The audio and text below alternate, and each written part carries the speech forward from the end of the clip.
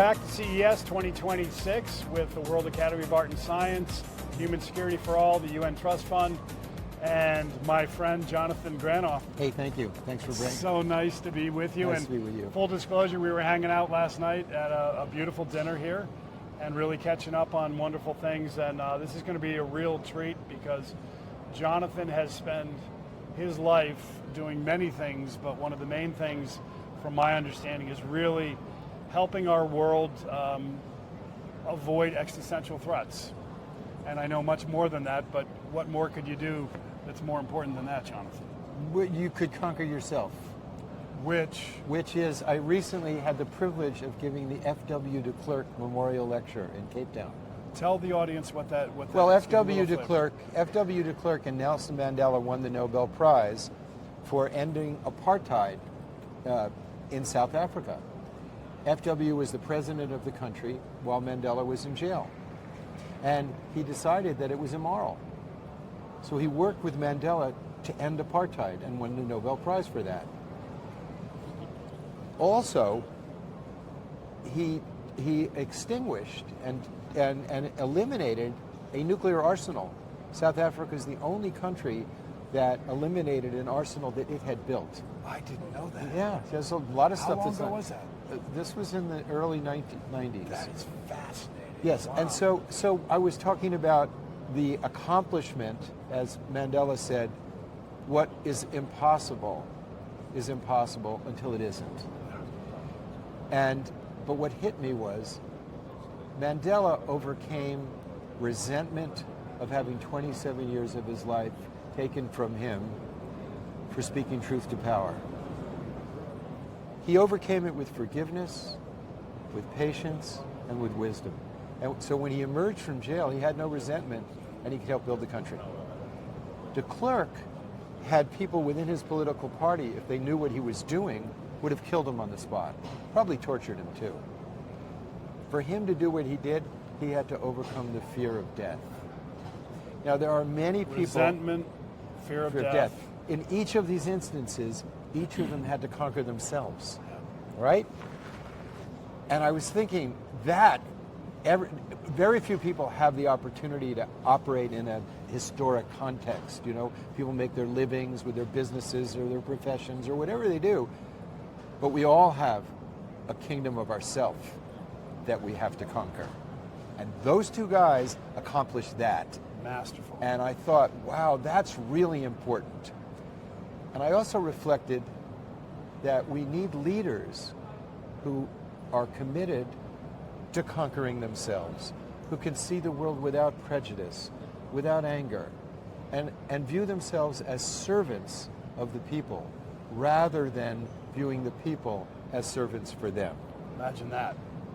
Well, that's called democracy. It's called servant leadership, and it's the way the world should be. You know, one of the things I love, Jonathan, about this conversation so far is, you know, there are a lot of things we can talk about today's risk of existential threats, which I think are, and you can give me context on this, but in some ways greater and more volatile than ever.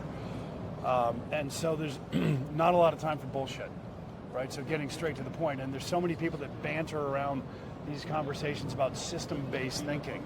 And real systems-based thinking is exactly what you just said. Well, let's just try thinking. It begins right here. Let's just try thinking. Let's try thinking. Let's try this one.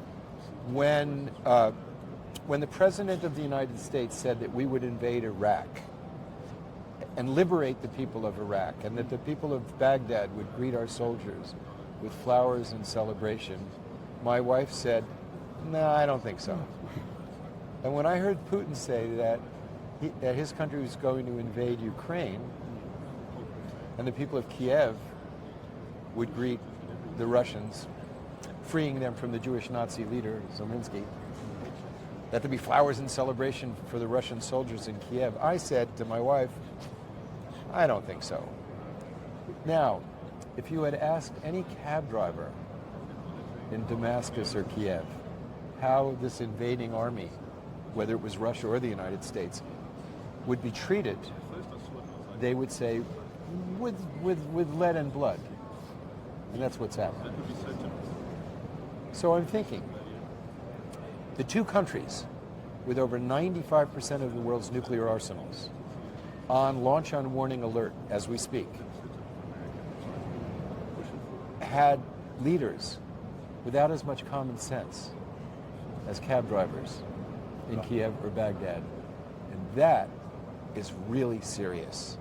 So we have 9 men on the planet right now. 9? 9 men, nine countries with nuclear arsenals. The United States, France, Russia, China, India, Pakistan, Israel. Did I miss one? The United Kingdom. Yes. Okay. That's 9. That's it. Wow. That's it. Because the Nuclear Non-Proliferation Treaty has been successful. So far. So far.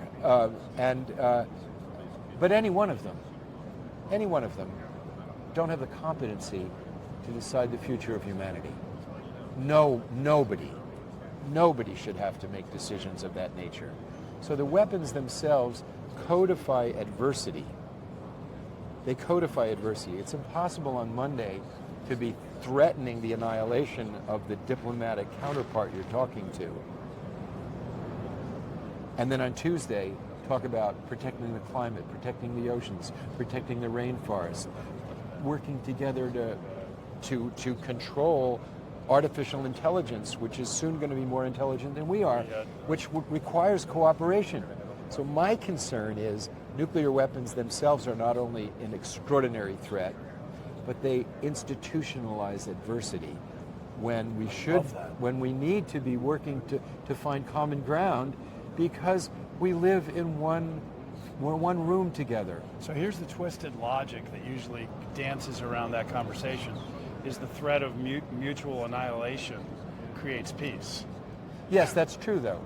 Right. That's true with nuclear weapons. The mitigating factor with nukes is that all of these 9 men know that if they launch their arsenals, they will be dead also. So it's suicidal. Yeah. You know what it reminds me of, Jonathan? Small little minded humans. It's like, we risk our life and trust other people every single day and don't normally think about it. Think about it. I'm driving 70 miles an hour down a highway. Somebody's coming the other way, and all they got to do is this. Right? And it is that self-preservation aspect within the whole insanity of this consciousness that we live in. And there's some weird paradox there that's keeping us temporarily safe. Yeah, just what you said. A few months ago, I received a Lifetime Achievement Award from the Luce Foundation. Excellent. And when my wife and I were driving home over the Washington Bridge, an 18-wheeler sideswiped me. And on one side was the barrier to go over the bridge, and it was this far from hitting me. So I was thinking, all my whole life I've been trusting other drivers, and here was this guy, and he may not have seen me because there's this huge truck. He just drove off, And I went and reported it, and the police there said, "Oh, we see a lot of that." And I was thinking exactly what you were thinking ever since that moment. Yeah. I've been thinking when I'm driving, I am living in an environment in which people are trusting me and I'm trusting them, and I don't even think about it. Yeah. But it works. It does. It does work, and we can trust each other. Yeah. But we have to verify with nukes. Yeah. Yes. And now that we're pulling out of treaties with verification, that's of deep concern to me. And, Jonathan, the newest, well, we can go talk UN and why the UN was set up during that time. Yeah. And now, the newest, biggest threat is this arms race to ASI, artificial superintelligence, which is, we will, I'm sure, talk about this because it's follow the incentives, baby, in our world. And the incentive right now is the same consciousness of nuclear weapons. The head of the Department of Energy said that the AI is the new Manhattan Project. Yeah, that's it. And we're going to win. That's so it. I was thinking, have we not learned anything? I was thinking, what does win look like? Well, I mean, really, what does win look like? Does win look like some American corporation has the control over the AI systems of all the people on the planet? I mean, what? Whose now direct incentive is for malappropriated actions because they have that disparate control rather than a government with a suitcase. And that's where it gets really scary because that intelligence democratizes by default with artificial intelligence. And I think, the crazy, weird paradox of this whole thing is that, we're creating another entity that's going to be so much smarter than us, already is. I mean, the benchmarks today, Jonathan. Oh, right. It'll be smarter than us. So give me an example in nature, with all the species that we have. I was going to say the same thing to you. In which... Imagine how they're looking at us. Yeah. It's like, what's up with these guys? What's up with these guys, right. Last time I saw squirrels building bombs to kill all other squirrels. No, but can you think of any instance in which the more intelligent creature is dominated by the less intelligent creature? In every instance, the more intelligent creature dominates. Except for one example. There's one example, an infant with its mother. The infant's intellect is not developed, but it controls the mother whose intellect is developed by caring and right? That's the only example, because as soon as the infant becomes a toddler, then the power shifts back. Yeah. And my theory I've never thought about that before. My theory is true across the board, right? So in every instance, the more intelligent creature dominates. So we're now embarked on a process of creating. We know the end of that story now. Wow. Yeah, we're now embarked on a situation in which we may be creating a creature that's more intelligent than us that doesn't have a conscience. You can't program a conscience. No, I get it. It's a word. It's a mirror, unfortunately, of our. Right, it's been a mirror, but the next iteration, it will be able to learn and create ideas and create solutions as it sees that we don't even know what it will do. So AI right now, this is fascinating. I love it when I put a piece together that I've never. Thank you for this, because truly AI right now is like an infant, literally, in its growth. Yeah. And we are still, and how would you take that maturation of AI being an infant now as a new species, and where we go with that? I think it's more like a teenager, and because it's doubling every 2.5 months. Yeah, right so it's teenage now. Yeah. Now, maybe that's what it was yesterday. You have a teenage son here. Yeah. So, as you know, he doesn't do what you tell him to do. He copies what you do, right? Yeah, don't tell your kids what to do. You have to show them. Watch them. Show them. AI's really learning fast from the most important institutions that govern human behavior. Yeah. So what is it learning about the human family, a family in which you have to cooperate with intimacy and caring for one another as one? That's what a family is. It's you're bound together as a family. Or is it learning from the two major institutions that we have on the planet? One is the state. And what was the state created to do in the 17th century? Separate Protestants and Catholics, who in the name of Jesus were slaughtering each other in Central Europe.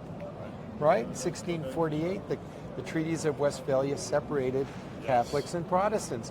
So the state was originally created to separate people. Right. And that was its function until the UN said, wait a minute, we have seen the catastrophic consequences of war in a technological age.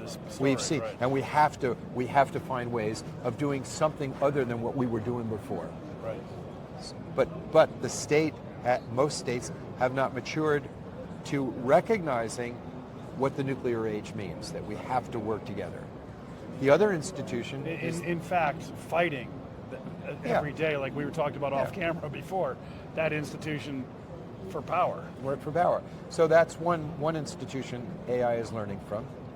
And the other is the corporation, which is a de jure, which is an instrument created for the purpose of making profit and dominating markets. Right.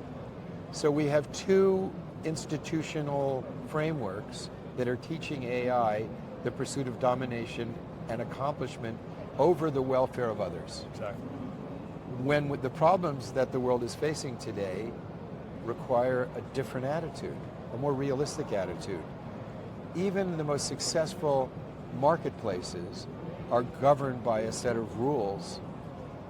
For example, one of the reasons why an enormous amount of capital comes to the United States, our country, is because of the rule of law, right? Because we have an honest Securities Exchange Commission that tells the truth and forces corporations to tell the truth. Correct. Take away that confidence in the rule of law, you're going to take away that investment in our country. So integrity in the rule of law mitigates in the corporate field, and the UN system mitigates between nations. Are they both successful enough today with the leadership we have? That's what concerns me. Basic human qualities, trust, integrity, and truth. And between you and me, a little humor. Yeah, of course. You got to say a little light during these times. One of my political mentors was Senator Alan Cranston, and he used to say, when you look carefully at the world today, you have two choices, terror or humor. And Exactly. He chose humor. And the other side of that is, one of my famous lines that I love to probably butcher, but from Einstein, was at the end of his life, I've realized there's one of two ways to live. It's either everything is a miracle or nothing is a miracle. Yeah. My mother's last words to me, I love you, thank you, wow. Isn't that wonderful? Do that one more time. I love you, thank you, wow. I can see where it came from. That is beautiful. Isn't that beautiful? Yeah. Oh my gosh, it's I got so chills in my beautiful. whole body. Yeah. That is like, I love some of the indigenous wisdom and the ancient wisdom so much. I'm very close to that in my work. And, the whole idea of it's a good day to die and meaning you've lived your life fully, so okay. Oh, I did a dialogue with Paul Coelho, who wrote the wonderful book, The Alchemist. Oh yeah. Right. And so I told him I was going to, talk about the arc of his life and how he became a writer and where he gets his wisdom from, etc. But as we sat down to do it, something came to me and I said, Paul, tell me, if by a miracle you were to pass away and the New York Times asked you to write your obituary 3 days afterwards, what would it say? What would you say for your own obituary? And he said, Paul Coelho, he lived until he died. Yeah, that's beautiful. That's life, Isn't that the best? Yeah.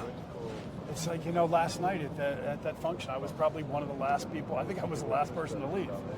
And it's not because I like to party, although humor and fun is good. It's that room, there were so many amazing people. I just give it to me, talk, let's challenge. We had a beautiful conversation, one after another. Yeah. I don't want to miss that. No. My wife says, well, how come like when you travel all over, you meet these amazing people all over the globe? Because you're open to it. Oh. And she said, well, why don't you go to bed early? Because I can sleep when I'm dead. I have the same motto. It's just, this is such a beautiful, and really, Jonathan, this is bringing it back to existential threats and the risks and this time. When I wake up in the morning, and I know this is how you live, I'm pretty sure. When I wake up in the morning, after, I clear out some of that little chatter in the head that has its way sometimes, I cannot be more blessed to be alive at this time in history with all of the experience that I've been given and all of the beauty of the incredible human beings who I call friends and colleagues. And man, the world needs us to come together. The world needs everybody or they wouldn't be created. That's right. Every single person, not one person you've ever met created their own consciousness, created vision, touch, taste, their bodies. Every single person is a miracle of inestimable proportions. And isn't and that the difference what is needs to the difference is if you recognize it. That's where I'm going. If you recognize it, then you have gratitude. That's right. But knowing what we know about the hazards, one could try to save the world. That's vanity. Yes. That's not in our gift. No. What is in our gift is serving. Holding the space. Is serving. That's in our gift. Yes. And that should be enough.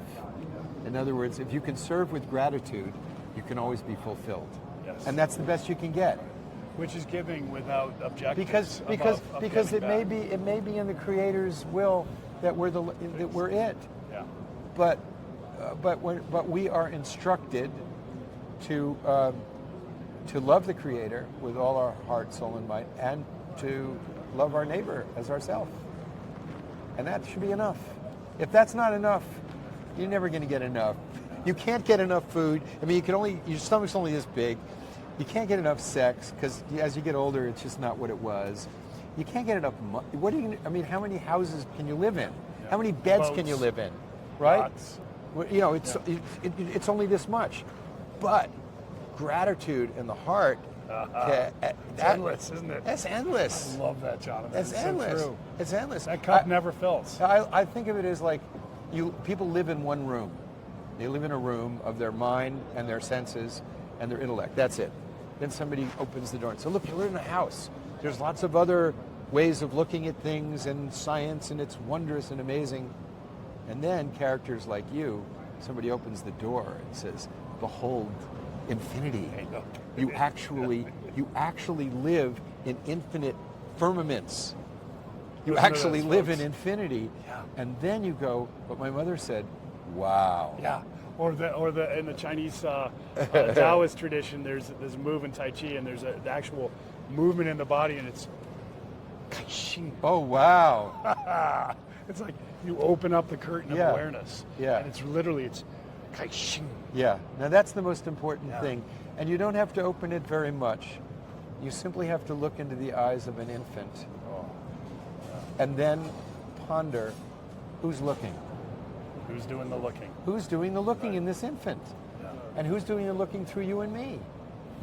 And then you say, why would people be creating and spending so much energy in devising weapons that can end this miraculous gift of life?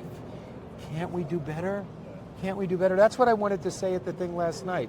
Yeah. This is really interesting, but I don't like the idea of what's the bottom line. Okay, I want to know what's the top line. Oh, I love right? that. The bottom line's fine. that. I mean, you need to have a bottom line. Yeah. But Maslow told us about that a long time ago. Next. Yeah, next. Right? Let's keep growing. Yeah. I'm not an onion. I don't want to keep growing in the earth. I want to, right? Do you know what I mean? Yeah.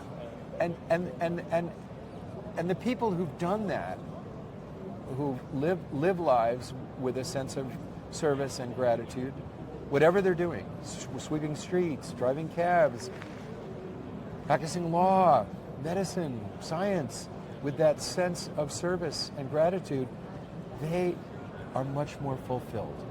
There's a great story I just thought of. There's a master, Zen master in the courtyard. It's sweaty, hot out. He's in the middle of the courtyard sweeping. He's this deep, famous master. One of the students comes out and says, just shocked that he was doing such menial labor. He said, Master, what are you doing? Why are you out here sweeping the floor in the hot sun? And he said, because the floor is dirty and the sun is hot. That's enough. That's enough, if you understand it. It's only enough if you understand it. Right. And that is an embodiment. And so which is where I want to go with you too, because that's embodied. That does not come from here. You and I both know that comes from within the conscience. Right. So how do we do our part in service to help raise the consciousness of humanity and in a very practical way start to be able to shift the system? Because we know, or at least I think I know, and I'd like to ask you, but why power becomes power. It could be a much longer conversation, not a lot of fun. I think we all kind of get it in our system. Why power gets power, that gets corruption, that gets over, that bug in the system that humanity has that hasn't evolved through yet about power over gets fed in our systems today, and that by default creates lack of consciousness. I like your Zen story because that was what was in front of the master then. That moment. So living and knowing what your responsibility is in the moment is the answer to your question. And so some people like Nelson Mandela and Willem de Klerk had the responsibility of saving their country. If we can get in touch with that conscience within ourselves, it guides you what you need to do. That's enough. That's the difference between evolution of wisdom right here, because I forget that often in my human boyishness. And thank you for that, Jonathan. And then there are ideas that need to be promoted in this time that are transformative. Maybe we could end this with one. See? The ethical foundation of every society on the planet right now comes from wisdom that has articulated, treat others as you want to be treated, or refrain from harming others as you don't want to be harmed. You find this golden rule everywhere. In Confucius, in Socrates, in Muhammad, in Jesus. Every culture has that. But when and on the highway going 70 miles an hour. Yeah,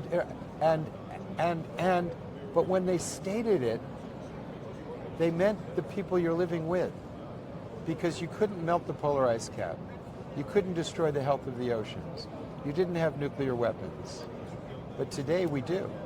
So we need a universal articulation of the rule for the 21st century. That transcends even though the religions are all saying the same thing, but they're saying it in nuanced ways. Right. We need to say it in one way for everybody. That everybody can buy that's into. Appropriate for this time, and I believe it should be treat the lives and well-being of future generations as we want to be treated. The golden rule for the 21st century. Future generations. Treat the lives and well-being of future generations as we want to be treated. That means that the regenerative processes of nature cannot be expropriated as property. Property means I can sell it, I can rent it, I can change it, and I can destroy it. We don't have a right to destroy the future for future lives. That means to preserve for future, we've got to live the golden rule in the present. And we won't stretch it like some of the Native Americans of 7 generations. No, that's a metaphor. Let's keep it simple. Let's make it simple. Exactly. I consciously don't say 7 generations, even though that's a good point, because that is identified with one ethnic group. Right, of course. And that's why I'm saying you take the best of all into simplicity is what you're saying. Over the parliament in India is a quote from the Upanishads. Ancient Hindu scripture. It says, the world is one family. Now that was a moral admonition. Today it's become a practical necessity. Yes. And here we are at this technology thing, and you walk in this room and it's people from all the countries of the world, all over the world, because science is a universal language. Right. And so this irony is that we're working together with this creativity and the amazing technologies that people have, and yet we still have these bloated military budgets threatening each other.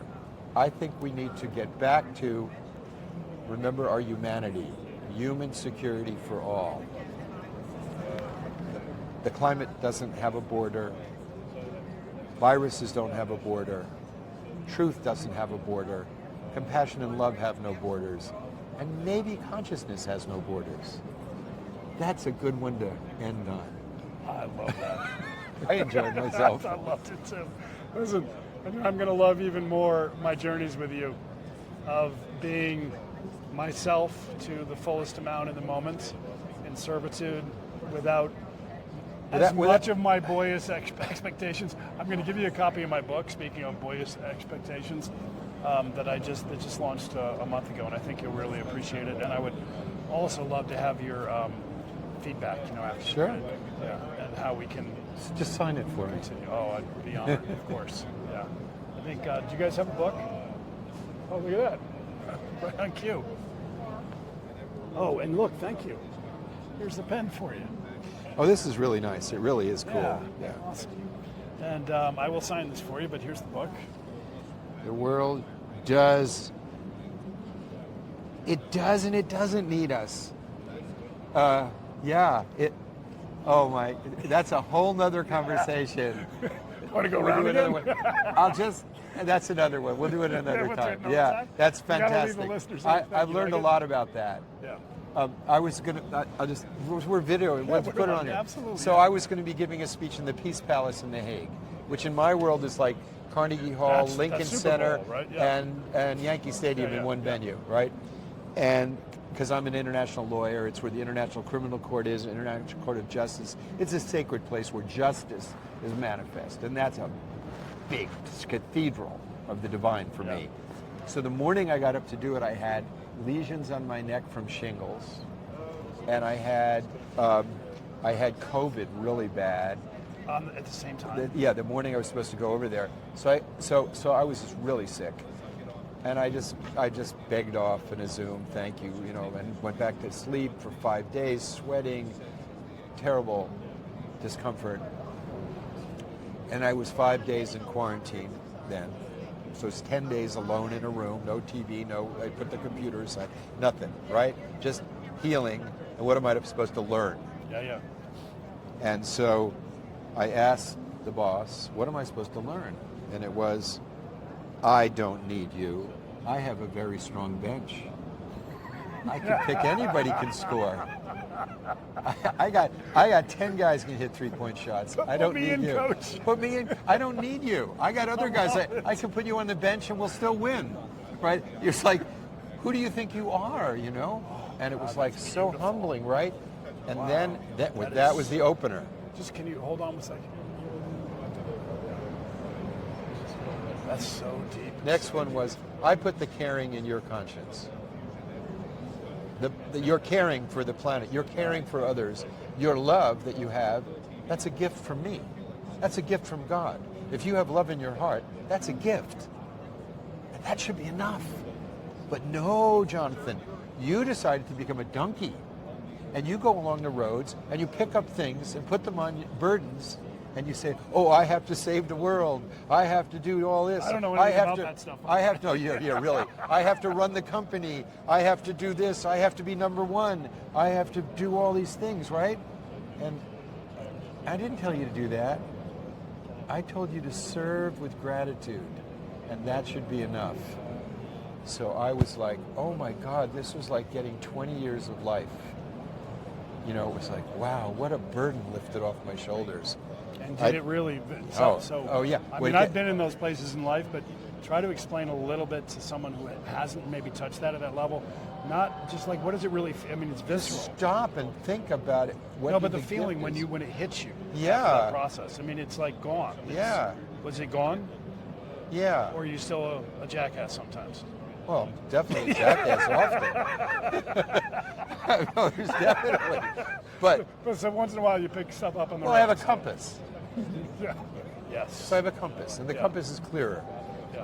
When I went to check out of the hotel, the owner, who had been kind of snarly when I checked into a small boutique hotel near the Peace Palace in The Hague, said, we, meaning the people who work there, discussed you, what you were doing here and what you've just been through, and we felt and decided to comp you for the 10 days. In other words, the thing that spoke in my conscience spoke in her conscience. That was an affirmation. Isn't that it? That's it. Just like you said, it's in everyone. You need to trust it.